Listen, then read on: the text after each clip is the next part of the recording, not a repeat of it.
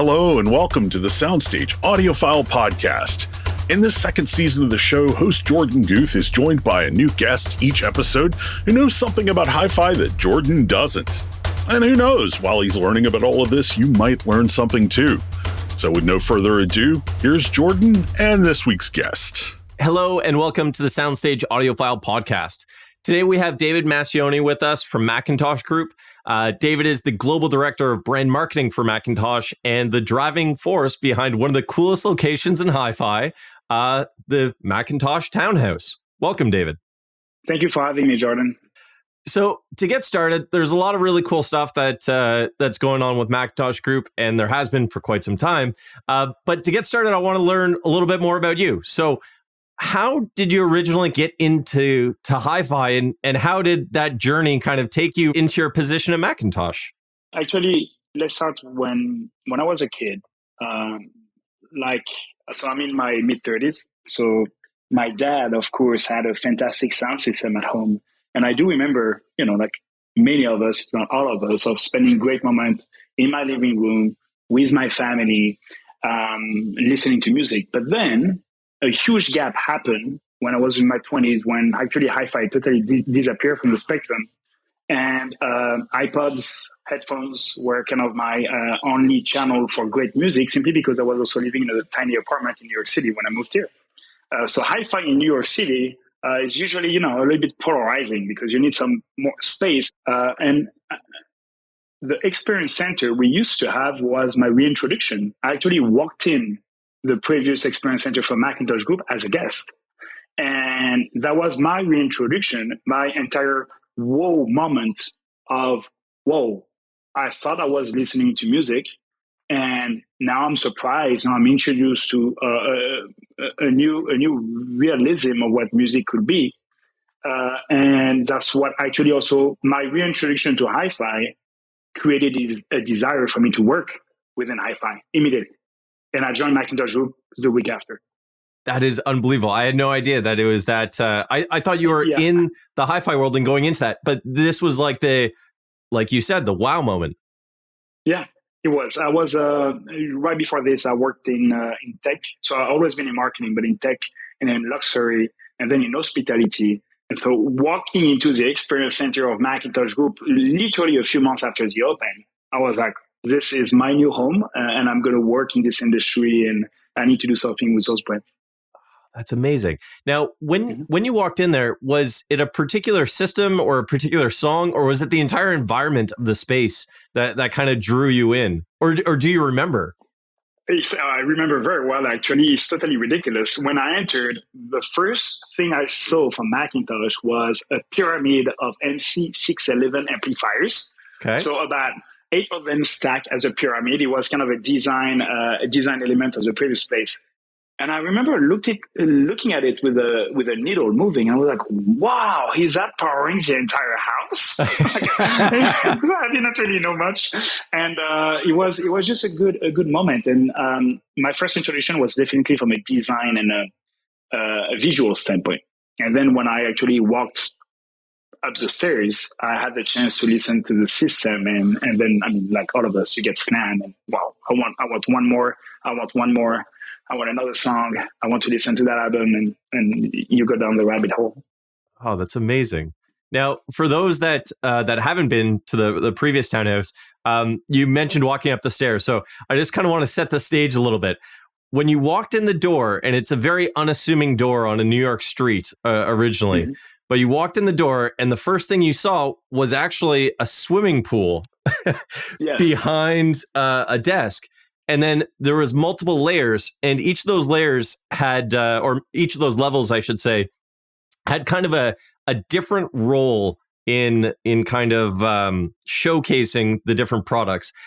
Can you just kind of walk us through what the levels were and kind of the idea behind that setup? Yeah, and actually, Jorden, so not to be too conceptual, but technically this is the thing that made that place unique, and which I hope is going to make the new place unique, is the fact that you don't really expect it to be that amazing. So it's behind a set of doors that is totally random in the street. Yeah. And to come back to my experience with high-end audio, I didn't know about it neither. So just once you're being introduced to it, once you enter that world, you discover something pretty unique. And that I think was very important to the success of the location. And second is that every single floor had a different layer of musicality and sound capabilities. So no matter if you lived in a mansion or if you were living in a smaller apartment, we would have a system for everyone. A system for all was kind of the concept. So you could find a wireless speaker or a pretty small 2-channel system, or you could find the reference system for McIntosh Group with the best of the best. And I remember myself always being amazed by seeing families browsing around and usually getting totally separated to the space. Some people, especially the people taking the appointment, will of course love to listen to the reference products and spend a lot of time in the living room. But usually the other ones who are actually the plus one of the guests would love to sit in a smaller, more intimate environment and have their own little introduction for the first time of high-end audio. So coming back to this concept is I think the exploration, so first the secrecy and then the exploration process of that experience center was a key part of the success, and is something we are trying to recreate here too. Oh, that's fantastic. And you're absolutely right. Like the first time that we went there, it was a total it was mysterious, right? And then you get in and you start walking up these stairs and you're like, there's more stairs. And then you start going through doors and you're like, there's more doors. And the spaces were just very unique and very I'm going to say authentic. I don't like throwing that word around, but they were very authentic, and they had this very lived in real feel to them. And it didn't feel like a showcase of McIntosh or McIntosh Group products. It really felt like somebody could actually live in these spaces and use all of these products. Thank you for saying that, because that was literally our brief. So we opened the previous place, I think, in fall 2015, but then the place itself changed a lot, right? So you don't come up with this kind of idea with a full strategy around it. It's such a huge idea that you hope you're going to be able to make it work and adapt along the way. So tweak it and tune it, right? Almost like a speaker placement. Yeah. And little by little, probably in 2016, we started to see the shape of what was working well for us. And the idea was we should never really look like a showroom. Yeah. We need to look and feel like your home. And not only the place is designed this way, but I think the staff, the team we have on site, the entire thing they want to do is make you feel like you're in your new home, right? So it's like this idea of making sure we understand what kind of music you love, what kind of drink or coffee you love. And when you arrive in the house, we have that ready and you're going to have a good time. And by the way, there's no time limit neither, right? So if you have a good time, usually they stay for 2 or 3 hours on site. So it's a pretty immersive time. Oh yeah, it's fantastic. And you're absolutely right. Like everyone that was there, it wasn't, and I'm trying to think of the best way to describe it. It wasn't a salesperson conversation. It was like a helpful friend that was there to kind of show you a good time. And if you were curious about some of the products, and there was a lot of products, and there was very cool and kind of really interesting setups. And they would be more than happy to kind of walk you through them and show you some of the stuff and be like, but have you heard this? And then take you to another room and kind of do that. So it was a very, very cool experience. Yeah, and the reality, we had two kind of guests. They come to the house and they know exactly what they want. Maybe they referred by their dealers or even our network of distributors, and they come to the house and they know our brands, they know our products. So those people are, they know the industry, they know what they want, and they're looking for a particular thing in the house. But a big part, the second group, didn't know anything about high-end audio. And so that's when it's like seeing a kid entering a chocolate factory. Like, those people are about to hear the best system that exists in New York City, and I would dare to say probably on the East Coast at that point. And the info treat, they never heard of that system before. They never heard that quality of products before. So it always been me as a spectator of the experience. I was like, wow, those people walking into the house are going to get immersed in high-end audio for the first time, and they will never forget about it. And that actually kind of brings me to something else that you were describing when we were there, which was I'm going to say business model of this this location was not necessarily just to showcase the products, but it was also to use the space as kind of like an event space and to get the different type of people that would potentially become McIntosh customers into those spaces. So can you tell us a little bit about either the parties or the organizations that kind of showed up at these places and kind of what I think you already did kind of tell us what that was like, but a little bit about that thought of that business plan to kind of get people that would potentially be customers into these spaces to introduce them, as you said, to hi-fi. Yeah, so we started late 2015, and then in 2016 we started to see a pretty successful flow of guests. By that I mean that we knew that appointment, so guest audio tour that you could request online, will always be good for us at referring clients to our dealers or referring products to new clients, and that one-on-one conversation was very helpful. But then we noticed also by booking events usually from brands from the luxury industry, we started to notice that, okay, we can host about 100, 120 people there, and those people can come for a big moment. And usually in New York City, at least, when you have an event, you need music. Yeah. And we started to see the opportunity being, we are the house with the best sound in the entire city. And it looks like we're also the house with probably the best design at that moment. Oh, yeah. And we're like, what about trying to book events with brands that are really well aligned with our brand ethos, like McIntosh and Sonus Faber ethos, but also are from totally different brand landscape. I'll give you an example. I'm going to give you two examples. The first event I went, that was my second week at McIntosh Group. So late 2015, I went to an event for the champagne brand named Moët et Chandon, where Roger Federer, the tennis player, was cooking sushi. No way. So that was one of my first events. And then the last event, probably one of the late events we had, early March 2020, was from Montblanc, the pen company. Yeah. So those brands have a very similar, I would say, a DNA from a brand like McIntosh and Sonus Faber when it comes to craftsmanship, heritage, and product quality. But their crowd and their audience don't know anything about us. Yeah. And so the idea was, how can we actually not only host those companies to create their own marketing event, but can we make sure that our products are front and center to that audience? And usually every event will leave with new people knowing about high-end audio and new people knowing about our brands. And that was a big win, because we knew those people were already attracted by beautiful pen or beautiful art and beautiful fashion products. We hosted so many events. I think in 2019 we were around 60 or 70 events a year. It started to be too much. Right? It started to be too much at one point. But that was kind of the best way for us to amplify the visibility of our products and of our high-end audio universe to new people. And then, simply because the place was so beautiful, we started to book a lot of film shoots, so movie productions. That's right. I think I'm trying to remember who mentioned it, but was it Mr. Robot? Yeah. Okay. Yeah. Mr. Robot filmed a couple scenes in there, and there was a bunch of other ones, right?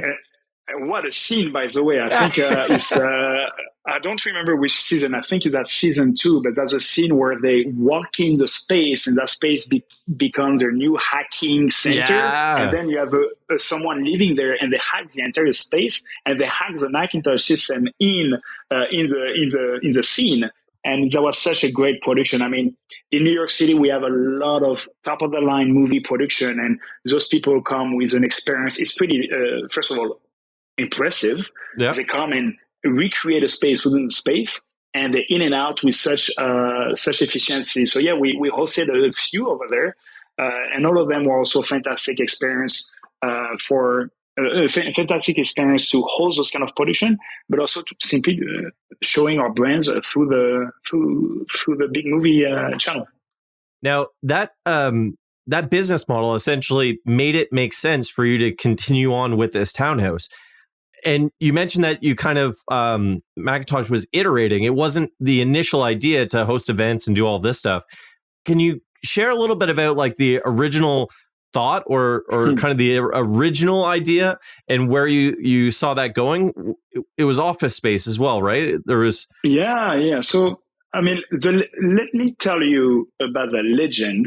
It's from I think the vision came from one of our previous CEO. And when he came in, you mentioned that pool, right? So when you came in 214 Lafayette, which was the address, the first thing you will see is the inside of the pool. And that inside of the pool looked like a frame. Yeah. So it's a blue frame. And the reason that frame was made is because the landlord, the person owning that place and who built it, wanted to film underwater scene. He was a movie producer.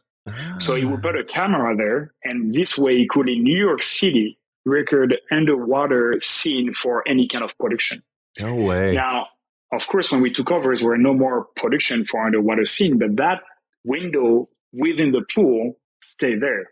And so when one of our previous CEO walked in, he actually saw that frame, and it was exactly like the McIntosh Blue Meter. Oh, no way. That's amazing. And so it started to be an idea of what about that becoming the McIntosh house. And even the first idea was to put an actual meter on the pool, which of course was not possible. But that's how I think everything started then. And then, the concept evolved in multiple months. But bottom line is it's all about a kind of an experience center for people who love high-end audio or want to get introduced to high-end audio, and they can book an appointment online on a website and come have an amazing time. So they can book an audio tour, and someone in our company, literally on site, our audio experience manager will guide them through the house, room after room, to try a different system and different product. So that's the number one use case. The second use case, you mentioned it, is an office space. Because we're downtown New York City and because we understood we wanted to do some event partnership and collaboration, this is becoming a marketing hub for the brands. We can not only create content with such a place, but we can also capitalize on opportunities of meeting new people. I'll give you an example. Whenever you or the audience is going to come to New York City, make sure you go to Tokyo Record Bar, which is a great restaurant in Greenwich Village. And it's taking inspiration from the hi-fi bar from Japan. And I met the owner, Ariel Earth, when she came to the townhouse for the first time. And just by meeting that person, we had a very productive collaboration. We created a partnership that still exists today. So I think this idea of marketing hub is not only as an office, but also as a place where collaboration and conversation can exist with people who are outside of our industry. And that's where myself, I take the biggest pleasure, because you meet a lot of people, in that kind of space. And C, last but not least, of course, events. So event production was a core part of the scope of the house in the past. And that's tied to, in 2020, when COVID hit, while we need to be realistic, the guests cannot come. You're definitely not going to be a marketing hub for quite some time. Yeah. And the event production are stopping. So your three applications are a little bit scary at the moment. So that's when we started to reconsider and we took a little break. Okay. Yeah, and that's kind of the next question that I was going to ask. It's when did you decide that it was time to take a break? But you answered it. And it sounds like it was strictly COVID. The business model was proven to work and it was functioning as expected, and then global pandemic kind of turns things on its head. Yeah, 2019 was our best year ever when it comes to any kind of metrics for McIntosh Group, right? So then 2020 hit us, and I'm sure everyone knows that on the podcast. But 2020 could have been fantastic or terrible. Yeah. And when March 2020 hit New York City, I would have bet all my money for the high-end audio industry that it would have been a terrible year.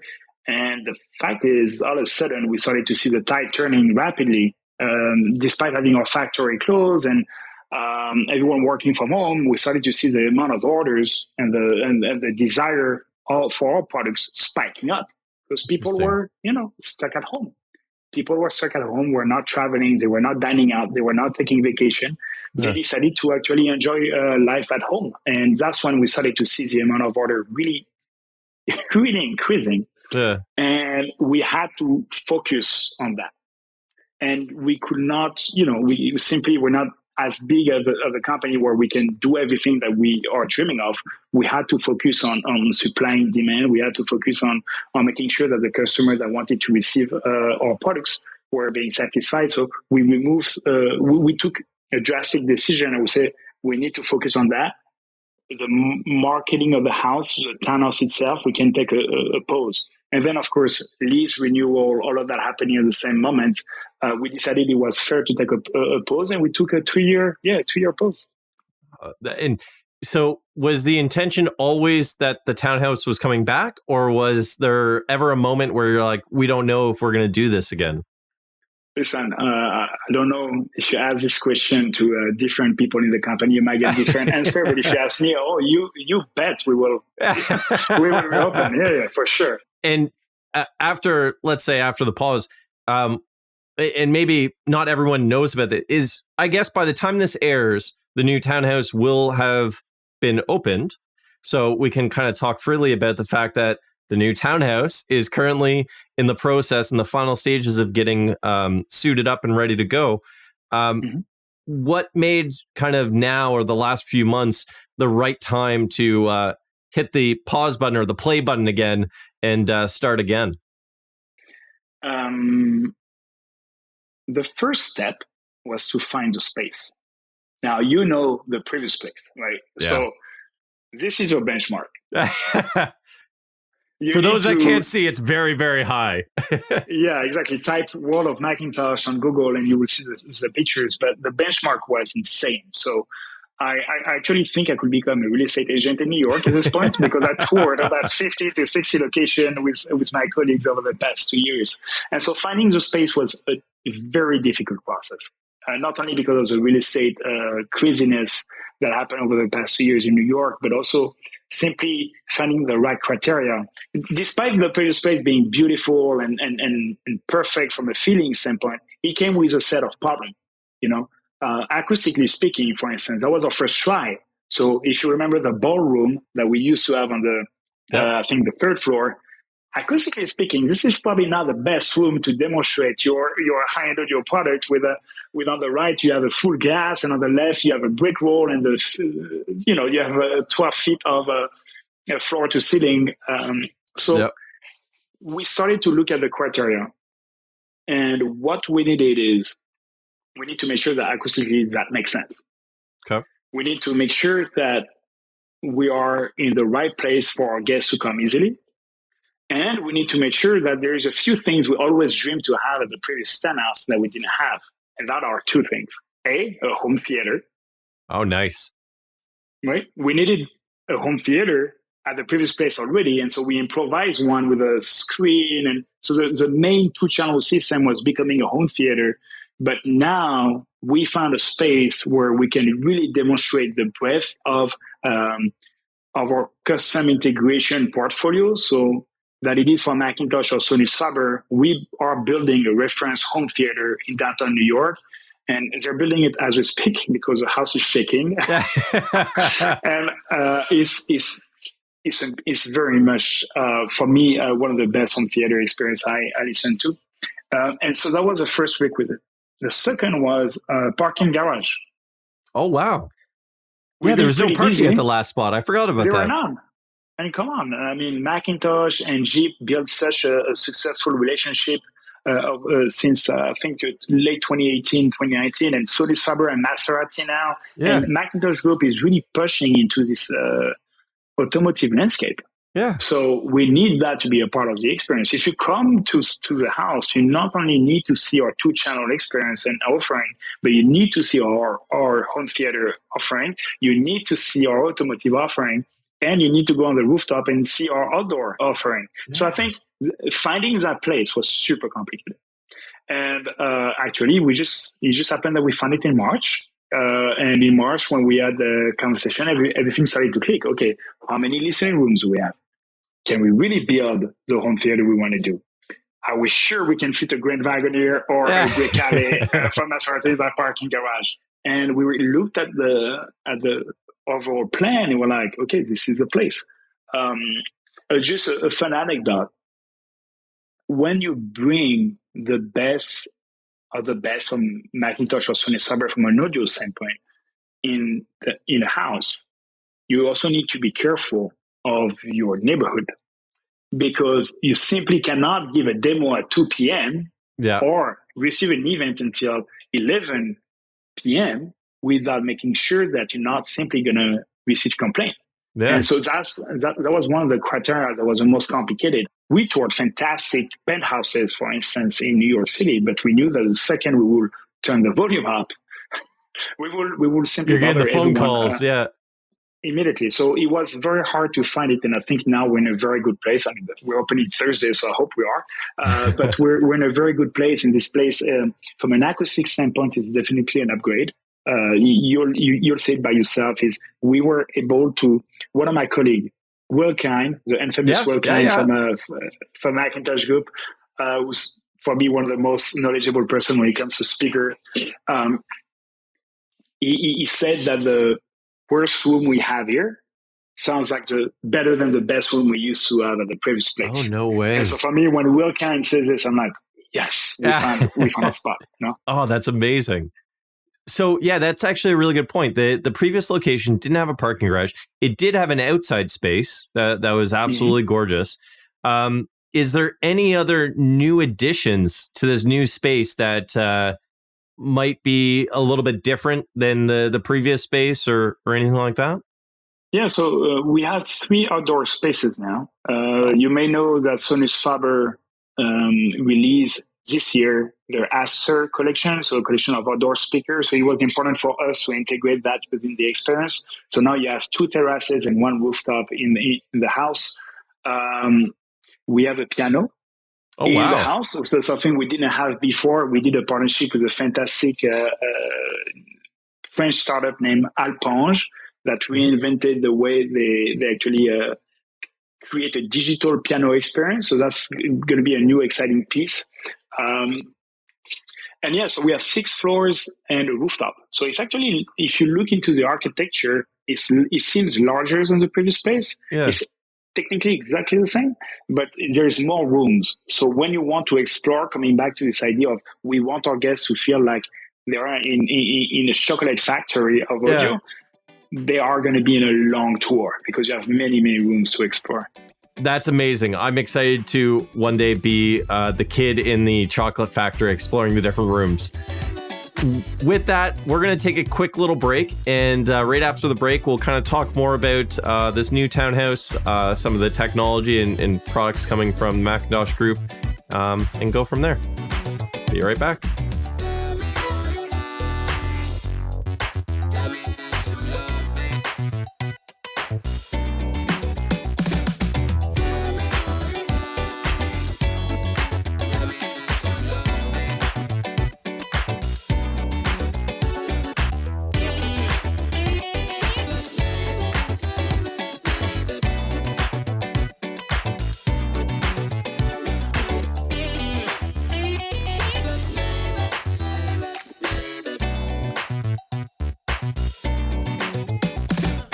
Welcome back, everyone.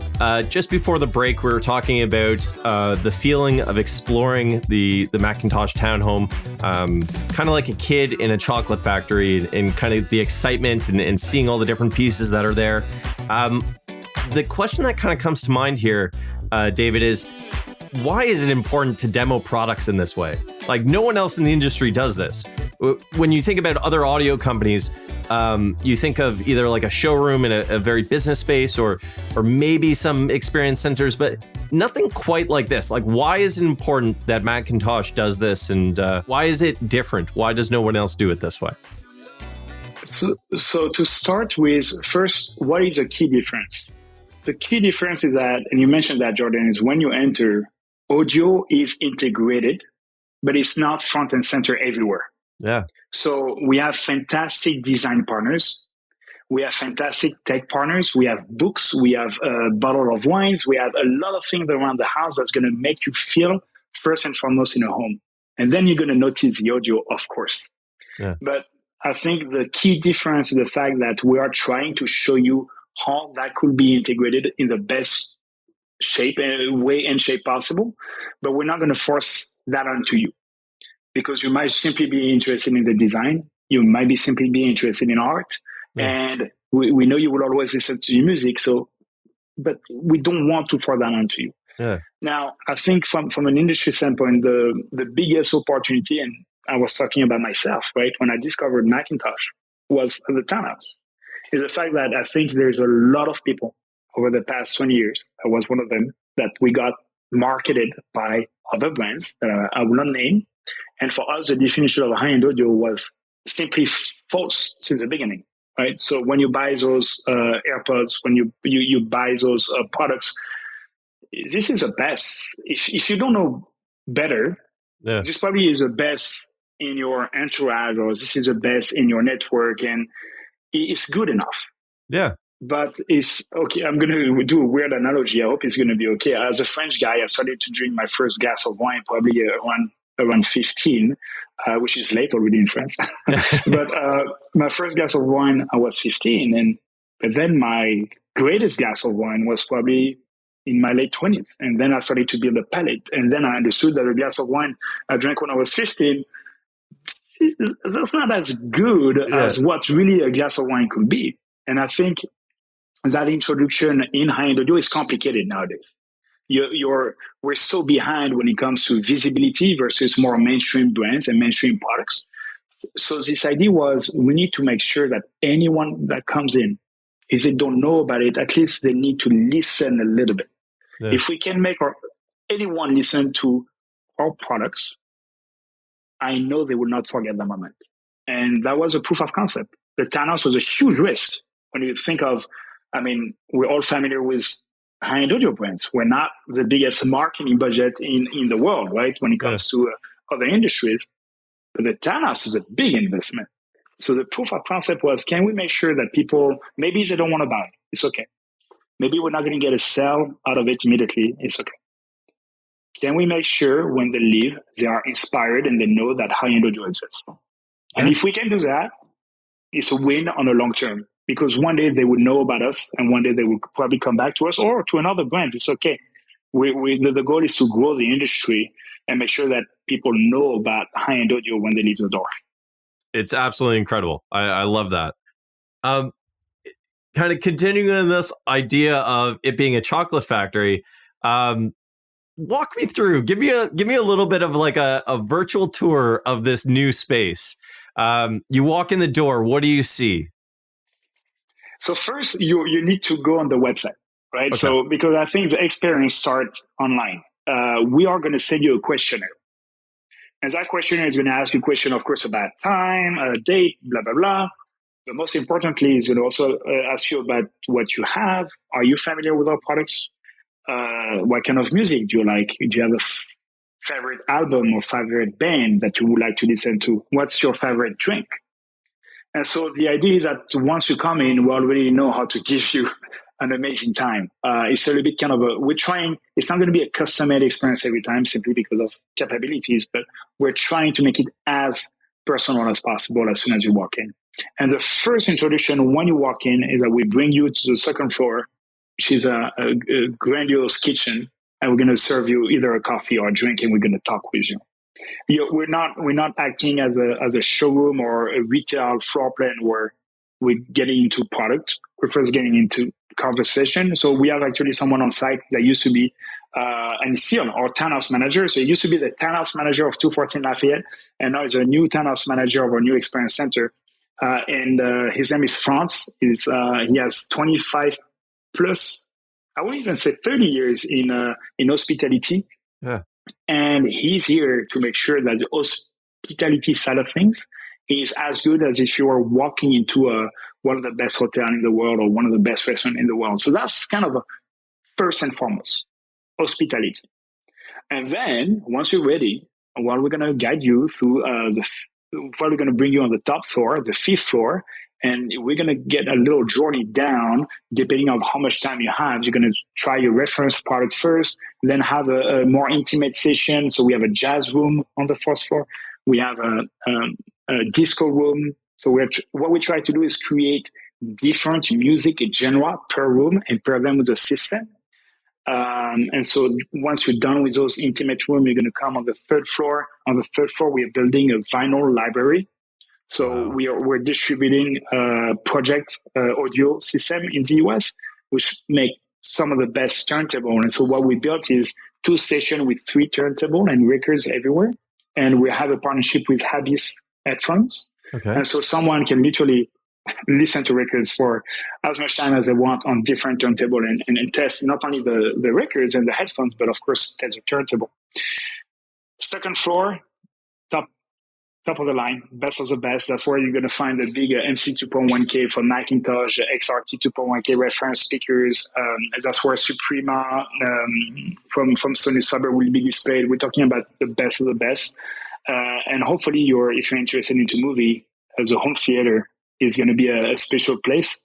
I don't know if you ever came to one of our booths at CDR or at ISC, but our head of CI, Roberto Gamba, who's from Italy, built the best home theater. Like, he's known for this, and he's a very passionate person, and he's right now tuning the home theater, and he built a masterpiece. So that will be probably one of the last part. And finally, the car. So we will have a Grand Wagoneer on display. So we have it right now. We have a Grand Wagoneer from Jeep on display, equipped with the reference MX 1375 from McIntosh.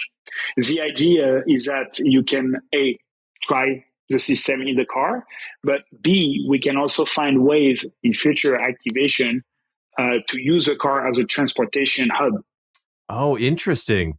Between potentially hotel or airport and the townhouse. So let's say that our one of our agent distributors send us a very important client, or that is limited on time. We can arrange a chauffeur, and we start the journey in the car with McIntosh, drop you to the house, and then bring you back to your favorite destination. That is an absolutely incredible experience. I didn't even think about that tie-in. That is genius. It's fun, right? A good thing we're not doing that with private jets yet. That would be complicated. You need the partnership with Lear. If anyone from Lear is listening, Lear Jets, let's do this. Exactly. Funny enough, we have a great partnership with Ferretti. Last year we entered the yachting industry. And so we put a McIntosh and Sonus Faber system in Wally, which is one of the brands from Ferretti. So we could not fit, of course, a Wally yacht in the house. We have a small pool, but we could not fit a yacht. So we have a model from the boat until we find a bigger place on the water. Oh, very cool. That's awesome. Yeah. So, and you mentioned that there is also a pool in this new place as well? Yeah. So differently from the previous place, just as an anecdote, the previous place had one, if not the biggest residential pool in all of New York City. And it was not only long, it was also very deep for the underwater scene. Yeah. You could not, it was not a very comfortable pool. You could not go in the water and literally chill in the pool. You had to swim all the time, because at no point you could touch the bottom, because the people who built it wanted to have the depth to film the inside of the pool. This pool here is totally reverse on that. It's pretty small, but it's one for, I would say, more kind of a pool to work out. You know, he has one of these engines that throw the waves against you. So cool. We don't really have we didn't figure out how to really integrate it as an acoustic side of things yet. But it's definitely kind of a cool design integration in the house. Oh, very cool. Yeah, I definitely, I was one of the people that jumped in and took a little swim at the last one. Yeah, nice. That was absolutely fantastic. I think we have a clip of it in one of our videos. That's nice. When we end up visiting, I'm jumping in this new one. That sounds amazing. We also have a hot tub, so you can even try to multiply 6. Oh, that's so cool. Yeah, the last one, the interesting thing about the pool room in the previous townhouse was it did have the systems all integrated. I remember the music was kind of playing and all of that. But I guess to your point, acoustically, that's not probably the best environment to have speakers in. Jordan, from a planning standpoint, it's insane. I think when you came to the previous location, we were already 2 years in business. And so once you open, the first concept you launch with has to evolve so much, because the day you launch, you understand that, there's so many little tweaks that we should have done. So I think for us, the big challenge right now, approaching the launch in a few days, is let's see what the feedback is going to be and what we need to tweak for the next 6 months. And many ideas that were implemented in the previous house actually came from you, Jordan, like people like you, people from the industry, people from other industries seeing the place, like, what about vinyl library? Yeah. What about putting a piano there? And little by little, you start to build a place that is not only, of course, built by McIntosh Group, but most importantly, built by feedback from audiophile, feedback from music enthusiasts, feedback from emerging fans. And yeah, that's why I think I cannot wait for a year from now, because the place will be furthermore special in a year from now. Oh, I'm very, very excited to see how this progresses. If you look into the luxury landscape, given I'm based in New York City for the past 12 years, so when it comes to experience center in watches, jewelry, fashion, automotive, I'm surrounded of inspiration. Yeah. I mean, literally a few blocks away from here, the Lucid showroom opened about a year and a half ago. So the EV automotive company. Yeah, they're we great. Also have another automotive showroom named Genesis, 2 blocks away, which is one. Anyone who comes to New York who loves cars should go to Genesis showroom. It's a beautiful experience. Audemars Piguet opened kind of a VIP lounge, also a few blocks away from here, where people can come and see their latest watch creation. So I think, we're not reinventing the wheel. We're just actually opening the door for high-end audio to adapt the codes of luxury experience. I mean, that is an amazing way to look at it, because high-end audio is luxury products. You mentioned earlier, like, nowadays, the base of audio that's available is good enough, but people don't necessarily realize that there's something more because they're not exposed to it. So they think that maybe their AirPods are the best sounding thing out there. Mm-hmm. So once you start exposing people to this, that really, it becomes a massive eye opener and kind of, again, snowballs into people that get introduced to high-end audio and then begin a journey in the high-end audio space. So yeah, I think, and you can find this in different spectrum. So I mentioned wine as, think about it. Some people spend 10, 15K on a bottle of wine. Yeah. How did they get there? Right? There's a path. And I think the same, an industry that I like a lot, that I'm also taking a lot of inspiration from, is cameras. So photography. Yeah. You have your usual suspect with Nikon, Canon, Fuji doing different great cameras. And then you have a company like Leica, who does, they have a great experience center. Great. Yeah. Great experience center. And Leica is doing things a little bit differently. Actually, we see a lot of similarities between McIntosh and Leica when it comes to the craftsmanship and how the products are being positioned, the avant-garde of the tech. So I think what's most important is to remember that, yes, those are definitely luxury products, and they talk to an audience which is Epicurean, if I may say, which we are attracted to the greater products, to the greater quality of services. And that's why the experience element is important. Yeah. You need to host that. You should not just be selling it. You need to host it and give them the experience. Now, I know that you actually have quite a lot to do. You're literally in the space in the final few days before it opens up. One of the questions that we ask everyone that comes on the show, if you were to, let's say, have the townhouse to yourself for a day, and you are going to put on any music just for your own interest, just to relax and enjoy, what is the soundtrack to your life? What kind of music are you putting on? What are you listening to? And let's say that scenario never happened, and I never do that because my CEO listens to the conversation, right? I'm a big Daft Punk fan, as I think you understood because it's in my office. I always come back to Random Access Memories as being one, if not the album I play on a monthly basis in the house. Something that I find interesting, I grew up in multiple countries, so I have an attraction to music which is very cosmopolitan. I love Compay Sengodo from Cuba, but I love Manu Chao, and I love Deep House, and I love American rock. And I think the house gives that opportunity to me. Not only I can listen to all those kind of different music, but I have all those kind of different systems. But I will always go back to a Daft Punk. If I can just drop the name of an artist, I actually love a guy named David August, like the month. David August is from Germany, a fantastic composer that also does, he mixes classical music and classical instruments with deep house beats.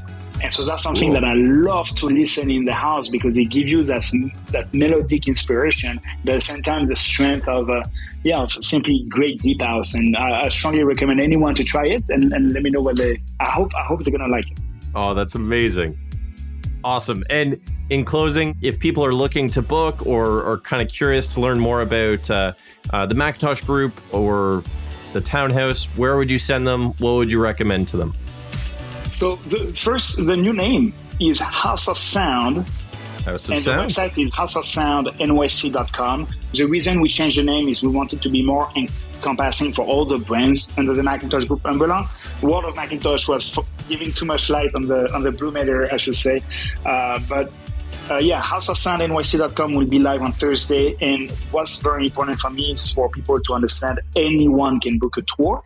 This is not a place only for McIntosh or Sonus Faber customer. It is not a place for best VIP or clients. This is a place for anyone who's swinging by New York City to come have a good time, meet with us, listen to great tunes, and hopefully leave inspired from the visit. So we look forward to host to host you guys and host your listeners very soon. Thank you so much, David. I really appreciate you coming on and chatting with us. Thank you. And I am beyond excited to come back and visit yourself, to visit Franz, who I just have to call out is probably one of the best hosts, if not the best host that I've ever had, anywhere. So greatly appreciate you taking the time, and I wish you all the best in the upcoming days as you get it ready to go. Thank you, Jordan, and thank you, Dennis. Thank you to the team, and I look forward to host you here. All right. All the best, everyone.